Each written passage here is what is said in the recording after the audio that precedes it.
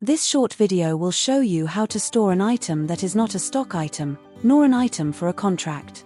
It might be that there is a requirement to store an item for an employee, or a client may have asked you to store an item that will be later sent out to the contract.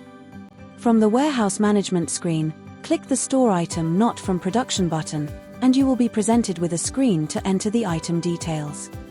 Then, enter a unique code for the item being stored, along with a description of the item. Then enter the weight, if known and required, before entering or scanning the location of where the item is to be stored. Once a valid location has been entered, you will then be able to print a warehouse label for the item. Once this has been printed, you will then be able to save and store this item to the entered location.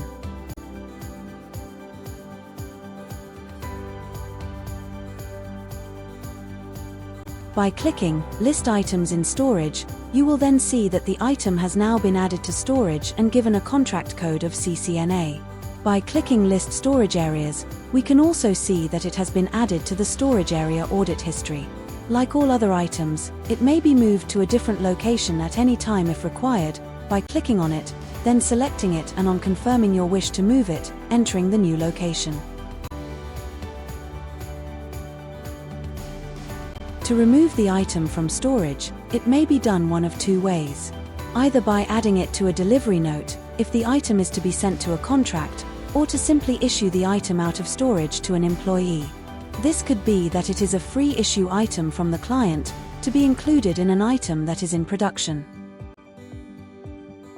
To simply issue the item out of storage to an employee, and as we said, this could be that it is a free issue item from the client to be included in an item that is in production, go to the Issue Items from Warehouse Storage menu, under the Storage and Warehouse menu.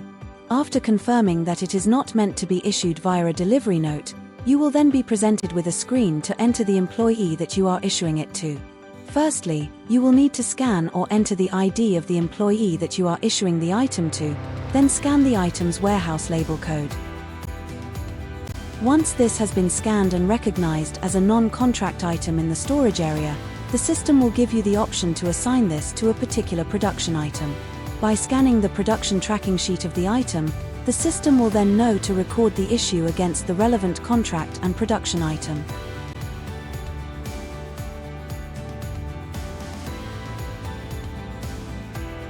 If we now look at the storage listing, we can see that the item has been recorded as taken from storage, and the details of the contract and item it was for are also recorded, along with whom the item was issued to. The other way to issue an item is to add it to a delivery note for a contract. So in this case, we want to add the reception chair to a delivery note for the contract 3038. Generate a new delivery note and enter all the required delivery details. Contract number, delivery method, and delivery reason. Check that the delivery date is correct, as it will have defaulted to the next working day, and then scan the item code of the item to be delivered. This will then add the item to the delivery note, and obviously other items may be added if required. On clicking the Issue and Print button, the system will issue the item from the storage area and create the delivery note.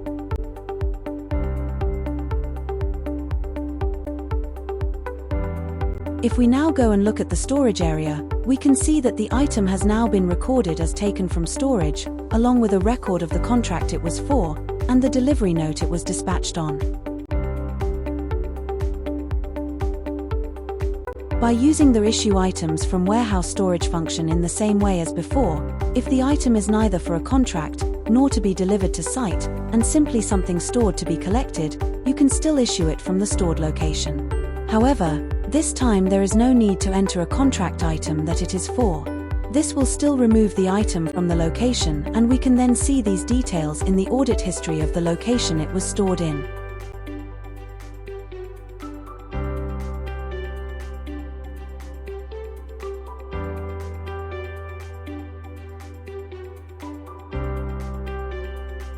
So, thank you for taking the time to look at this short video, and hopefully it will have helped you with this area of Contract Controller. If you need more assistance or would like more information, please do get in touch.